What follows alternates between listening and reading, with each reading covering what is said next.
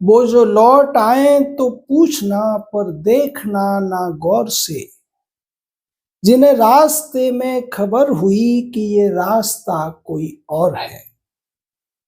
नमस्कार, मैं जनवक्ता श्रीओम गौतम। मैं बात कर रहा हूं भारत के पूर्व सीजेआई बी आर गवई की। बी आर गवई अपने फैसलों को ऐसा बताने की कोशिश करते थे कि वो सबसे ज्यादा अच्छे फैसले हैं, लेकिन जब से वो रिटायर हुए हैं तब से लगातार उनके फैसलों को पलटने का काम या फिर रोक लगाने का काम करता हुआ सुप्रीम कोर्ट दिखाई दे रहा है। उन्होंने जाते जाते रिटायर होते एक फैसला दिया था अरावली हिल्स को लेकर। उस मामले में जिस तरीके से पूरे देश में या फिर कहे कि 3 राज्यों गुजरात, राजस्थान और मध्य प्रदेश, हरियाणा में ये जो हंगामा हो रहा है, दिल्ली में भी उसका कुछ हिस्सा आता है, उससे अब वो साफ हो गया है कि इस मामले में भी supreme court justice B R Gavai के फैसले को पलटने की तैयारी कर चुका है। जिस तरीके से उनकी पीठ ने इस पूरे मामले में फैसला लिया था, उसका विरोध जो पर्यावरणवादी हैं वो कर रहे हैं, और ये कहने की कोशिश भी की गई कि इस फैसले के द्वारा सुप्रीम कोर्ट ने अरावली की पहाड़ियों को खोदने की, उनकी खनन की इजाजत दे दी थी। हालांकि उन्होंने अपने इस फैसले का बचाव भी करने की कोशिश की। कई चैनलों पर उन्होंने इंटरव्यू दिए। साथ साथ वो ये कहते हुए भी नजर आ रहे थे कि मैं अपने फैसले का बचाव नहीं कर सकता हूं, क्योंकि ये कानूनी प्रक्रिया का उल्लंघन है। कोई भी जज अपने फैसले के लिए जिम्मेदार नहीं होता है रिटायरमेंट के बाद में या फिर उस फैसले से अलग। अगर आपको उस फैसले पर दिक्कत है तो आप बड़ी बेंच के लिए उसकी अपील कर सकते हैं। लेकिन जिस तरीके से वो फंसते हुए नजर आए और ये दिखने लगा कि उन्होंने कुछ न कुछ उस मामले में जल्दबाजी कर दी थी या एक पक्ष के तरफ वो झुकते हुए दिख रहे हैं। इस मामले में अब सुनवाई जो हुई है वो 3 जजों की बेंच ने इसकी सुनवाई की। जस्टिस सूर्यकांत जो भारत के सीजेआई हैं, जस्टिस जे के माहेश्वरी और जस्टिस ए जी मसीह, इन्होंने पूरे मामले को देखते हुए दोबारा से इस केस की समीक्षा करने के लिए मामले को ले लिया है, और अगली सुनवाई इसकी 21 जनवरी को होने वाली है। उससे पहले इस बेंच ने नोटिस जारी कर दिया है केंद्र सरकार की तमाम एजेंसियों को, जो भी राज्य सरकार है, इससे जुड़े हुए जो भी पक्ष है, उन सबको नोटिस भेज दिया गया है, और फैसले की अब समीक्षा की जाएगी कि क्या वास्तव में जो फैसला लिया गया है, जो आदेश दिया गया है, वो पर्यावरण के हित में है, और क्या उससे अरावली की पहाड़ियों को कोई खतरा है भी या नहीं।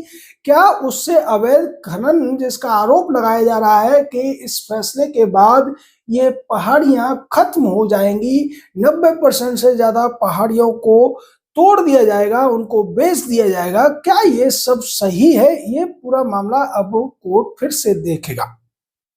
तो एक तरीके से तो ये बी आर गवई के फैसले की ऊपर सुप्रीम कोर्ट का विश्वास न होना भी दिखाता है, जनता का विश्वास न होना भी दिखाता है, क्योंकि उससे पहले बी आर गवई अपने एक और फैसले के लिए बहुत ज्यादा हल्ला किया करते थे। उत्तर प्रदेश में योगी आदित्यनाथ के बुलडोजर के वो लगभग पूरी तरीके से खिलाफ दिखाई देते थे, और एक राजनेता की तरह बार बार उस मुद्दे को उठाने की कोशिश करते थे। उसके लिए वो एक शब्द भी इस्तेमाल करते थे कि हम सरकारों को जज, ज्यूरी और जल्लाद नहीं बनने देंगे। जबकि उत्तर प्रदेश सरकार की तरफ से अटॉर्नी जनरल तुषार मेहता ये साफ कर चुके थे कि सरकार किसी को निशाना बनाकर ये कार्रवाई नहीं कर रही है, बल्कि कानून के दायरे में ही ये कार्रवाई कर रही है। बाद में उसी फैसले में उन्होंने एक गाइडलाइन जारी की थी, और उस गाइडलाइन के आधार पर उनका दाव उल्टा पड़ गया था। पूरे देश में बुलडोजर चलने लगे, और वो जो नोटिस वगैरह उन्होंने देने का एक रास्ता साफ कर दिया कि आप नोटिस देके बुलडोजर चला देते हो। उन्हें लगा कि इससे बुलडोजर की कार्रवाई रुक जाएगी, लेकिन मामला उल्टा पड़ गया और बुलडोजर चलने का रास्ता पूरी तरह से साफ हो गया।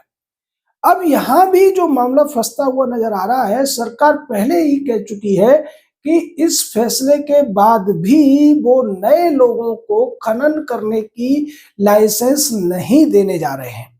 यहाँ सबसे बड़ा मुद्दा जो बनाया गया है वो उसमें एक डेफिनेशन दी गई है कि जो भी पहाड़ियां 100 मीटर से कम हैं, उन पहाड़ियों के खनन की इजाजत दी जा सकती है।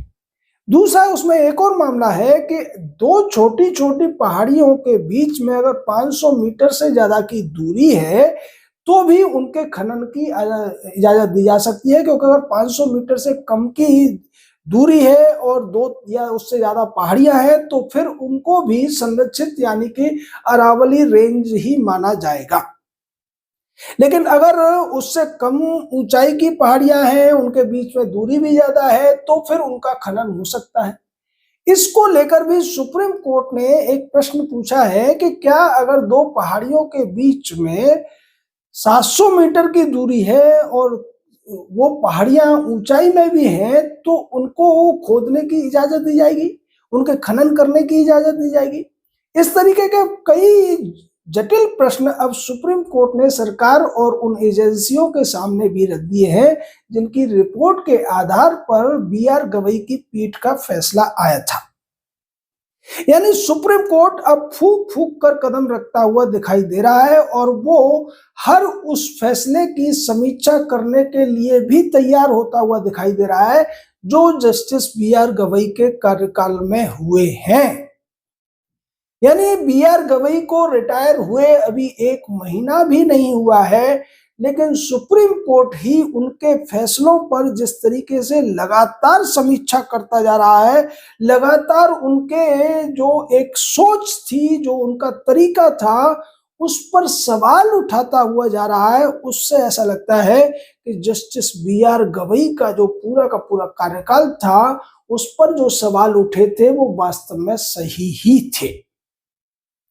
और जस्टिस बी.आर. गवई हो या जस्टिस सूर्यकांत हो या उससे पहले के जितने 8-10 या 1 दर्जन से ज्यादा जो सीजेआई रहे हैं, उनके बारे में एक तथ्य ये भी है कि अगर देश में कॉलेजियम न रहा होता तो ये सब के सब सीजेआई भी नहीं बन सकते थे, क्योंकि ये सीनियरिटी के आधार पर या बहुत ज्यादा प्रसिद्ध जज होने के आधार पर सीजीआई तक नहीं पहुंचे थे, बल्कि कॉलेजियम की कृपा से ये लोग सीजीआई बन पाए थे। बहुत सारे जजों को बाईपास करके ये सुप्रीम कोर्ट पहुंचे थे और फिर वहां सुप्रीम कोर्ट में एक अलग तरीके का सीनियरिटी सिस्टम लागू होता है।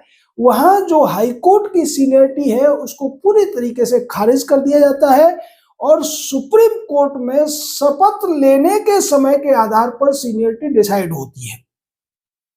वो कितनी ज्यादा आप कह सकते हैं कि अजीब है, वो इसी बात से समझा जा सकता है कि अगर एक जज हाई कोर्ट में सीनियरिटी लिस्ट में 20वें नंबर पर है और दूसरा जज सीनियरिटी लिस्ट में 50वें नंबर पर है, लेकिन कॉलेजियम अगर चालाकी करते हुए 50वें नंबर वाले जज को पहले शपथ दिला देता है सेम डे, एक ही दिन में अगर सेम डे उस 50वें नंबर वाले जज को पहले शपथ अगर दिला दी जाती है और 20वें नंबर वाले जज को बाद में शपथ दिलाई जाती है, तो सुप्रीम कोर्ट की सीनियरिटी लिस्ट में जो 50वें नंबर का जज है वो सीनियर हो जाएगा और 20वें नंबर का यानी कि उससे 3-4 साल सीनियर होते हुए भी जो दूसरा जज है वो जूनियर हो जाएगा।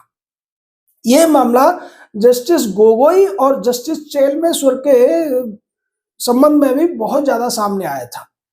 जस्टिस चेलमेश्वर जो थे वो जस्टिस गोगोई से सीनियर थे, लेकिन शपथ उन्होंने बाद में ली थी, इसलिए वो भारत के सीजीआई नहीं बन पाए और जस्टिस रंजन गोगोई भारत के सीजीआई बन गए।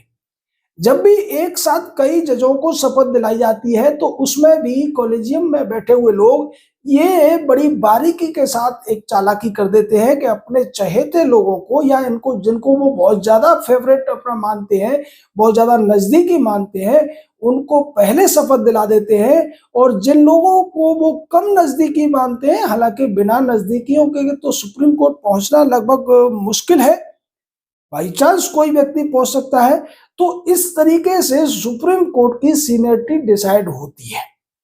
हालांकि कहा यह जाता है कि सीनियर और जूनियर का जो सवाल है सुप्रीम कोर्ट हाई कोर्ट के जजों में नहीं देखा जाता। सुप्रीम कोर्ट के जितने जज हैं वो सब एट पार होते हैं, बराबर होते हैं, लेकिन हकीकत में ये देखने को नहीं मिलता।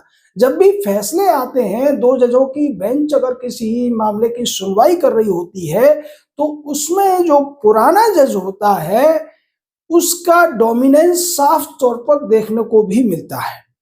जैसा कि पारदीवाला और आर महादेवन के मामले में मिलता था, तमिलनाडु गवर्नर का जो केस आया था उस मामले में जस्टिस आर महादेवन ने दबे स्वर में ये बताने की कोशिश की थी कि ये जो पूरा फैसला आया है जिसमें राष्ट्रपति और राज्यपाल को आदेश दिया गया है, वो फैसला दोनों जजों का नहीं है। यानी ये फैसला अकेले तौर पर जस्टिस जेबी पारदीवाला का था, जिसको मानने के लिए आर महादेवन को राजी होना पड़ा था। यानी दो जजों की बेंच में एक जो सीनियर जज होता है उसकी बात ही हावी रहती है, उसका फैसला ही हावी रहता है, लेकिन उस फैसले को दोनों जजों का फैसला माना जाता है। अगर 3 या उससे ज्यादा जजों की बेंच है तो फिर उसमें एक तरीके से बहुमत के आधार पर फैसला होता है, तो अलग अलग जजों की राय वहां पर साफ तौर पर देखने को मिलती है। वही स्थिति बुलडोजर के मामले में भी सामने आई, लेकिन उस पर सवाल नहीं उठे थे कि उस फैसले में भी जस्टिस बी आर गवई के साथ में जस्टिस जस्टिस के बी विश्वनाथन थे। बार बार बी आर गवई ये कहते थे कि ये फैसला मेरा अकेला नहीं है, बल्कि इसमें के बी विश्वनाथन का भी योगदान है। के बी विश्वनाथन ने कभी भी इस फैसले पर बहुत ज्यादा बात नहीं की है। उन्होंने जो कुछ बी आर गवई कह रहे थे उसको जस्टिफाई करने की भी कोशिश नहीं की। तो ये विरोधाभास भी सुप्रीम कोर्ट में देखने को मिलता है कि जो सीजीआई के अलावा, हालांकि सीजीआई को भी एट पार ही कहा जाता है, लेकिन चलती तो सीजीआई की ही है। सीजीआई मास्टर ऑफ रोस्टर भी होता है, सीजीआई ही तय करता है कि किस जज को कौन सा केस जाएगा, कौन सी बेंच कौन से केस को सुनेगी। तो यहां पर अब जिस तरीके से जस्टिस सूर्यकांत की बेंच ने बी आर गवई के फैसले को सवालों के दायरे में स्वीकार कर लिया है, सवाल तो उठ रहे थे, लेकिन फिर बात इस पर भी निर्भर करती है कि क्या जो वर्तमान सुप्रीम कोर्ट है वो पिछले जज या सीजीआई चले गए हैं उनके फैसलों पर जो सवाल उठाए गए हैं उनको स्वीकार कर रहा है या खारिज कर रहा है। लेकिन यहाँ जिस तरीके से लगातार justice Suryakant, justice B R Gavai के सीजीआई रहते हुए जो फैसले लिए गए उनको पलटते हुए दिखाई दे रहे हैं, उनकी समीक्षा करते हुए दिखाई दे रहे हैं, उससे तो ऐसा लगता है कि बी आर गवई जो मानकर चल रहे थे कि उन्हें इतिहास में याद किया जाएगा, अब 1 महीना भी नहीं बीता है और उनके हर फैसले को पलटने का जिस तरीके से मामला सामने आ रहा है उससे उनकी महत्वाकांक्षा पूरी तरीके से ध्वस्त होती हुई दिखाई दे रही है। उन्हें राजनीतिक तौर पर लग रहा था कि शायद विपक्षी पार्टियां उन्हें प्रधानमंत्री पद का दावेदार मांग लेंगी, लेकिन उस तरफ से भी कोई संकेत नहीं मिल रहा है। वो रिटायर होने के बाद भी भाषणबाजी कर रहे हैं। अब वो जजों को नसीहत देते हुए दिखाई दे रहे हैं कि जज जब फैसला लिखें, जब सुनवाई करें तो उनका ध्यान केवल और केवल केस के ऊपर होना चाहिए, इधर उधर की दाएं बाएं की बातें उन्हें नहीं करनी चाहिए। लेकिन पूरे कार्यकाल के दौरान जस्टिस गवई खुद इस तथ्य को, इस सिद्धांत को बिल्कुल नहीं मानते थे, ऐसा देखने को मिलता है। राहुल गांधी के मामले में उन्होंने जिस तरीके से फैसला दिया था वहां भी बहुत सारी दाएं बाएं की उन्होंने बातें की थी। बुलडोजर के मामले में तो न केवल उन्होंने फैसले में दाएं बाएं की बातें की थी, बेकार की अनर्गल बातें की थी, अपना ज्ञान थोपने की कोशिश की थी, बल्कि उस फैसले को वो अपने पूरे कार्यकाल के दौरान देश विदेश में प्रचारित भी करते रहे और अघोषित रूप से एक विपक्षी नेता के तौर पर भी दिखते रहे जो योगी आदित्यनाथ को निशाना बनाने की लगातार कोशिश कर रहे थे। तो ये सारी वो चीजें बताती हैं कि हमारे देश की जुडिशरी में जो जजों की सोच है वो कितनी ज्यादा हावी हो जाती है। जबकि कहा तो ये जाता है कि जज को जज बनने के बाद अपनी सोच को खूंटी पर टांग देना चाहिए और उसे केवल तथ्यों के आधार पर, कानून के आधार पर, दलीलों के आधार पर, सबूतों के आधार पर ही फैसले लेने चाहिए। लेकिन देखने को ये मिलता है कि ज्यादातर जो जज कॉलेजियम से चुनकर आते हैं, चाहे वो हाई कोर्ट में हो या सुप्रीम कोर्ट में हो, वो तथ्यों से ज्यादा वकीलों के कथनों पर ज्यादा चलते हैं। अब अरावली वाले मामले में सुप्रीम कोर्ट का ये आदेश आने के बाद, अगली सुनवाई की तारीख तय होने के बाद, हालांकि जो लोग इस पूरे मामले पर प्रदर्शन कर रहे थे, विरोध कर रहे थे, उनको भी राहत मिली है। उन्हें भी लगा है कि जो कुछ पिछले फैसले में किया गया है, अब सुप्रीम कोर्ट उसको सुधारने के लिए तैयार है। हालांकि सरकार बार-बार बयान दे रही थी, पर लोगों को ये लग रहा था कि चूंकि सुप्रीम कोर्ट का फैसला है तो सरकार के बयानों से कुछ होने वाला नहीं है, सारी की सारी अरावली की पहाड़ियों को खोद दिया जाएगा। जबकि सरकार ये कह रही थी कि इस पूरे मामले में ज्यादातर जो पहाड़ियां हैं, 95% तक पहाड़ियां संरक्षित की कैटेगरी में आने वाली हैं। लेकिन अब सुप्रीम कोर्ट ने विस्तृत तौर पर इसमें 5-7 प्रश्नों को रख दिया है, उनके जवाब मांगे हैं, बाकी पार्टियों से भी उनके ऑब्जेक्शंस मांगे हैं। तो लगता है कि फिर से अगर इस मामले में कोई गलती सुप्रीम कोर्ट से हुई है, जस्टिस बी आर गवई की बेंच से हुई है, तो सुप्रीम कोर्ट अपनी गलती को सुधारने की दिशा में आगे बढ़ता हुआ और न्याय की दिशा में आगे बढ़ता हुआ दिखाई दे रहा है। आपका इस पूरे मामले पर क्या कहना है? अपनी राय दीजिए, शब्दों की मर्यादा बनाए रखिए। जय हिंद, जय भारत।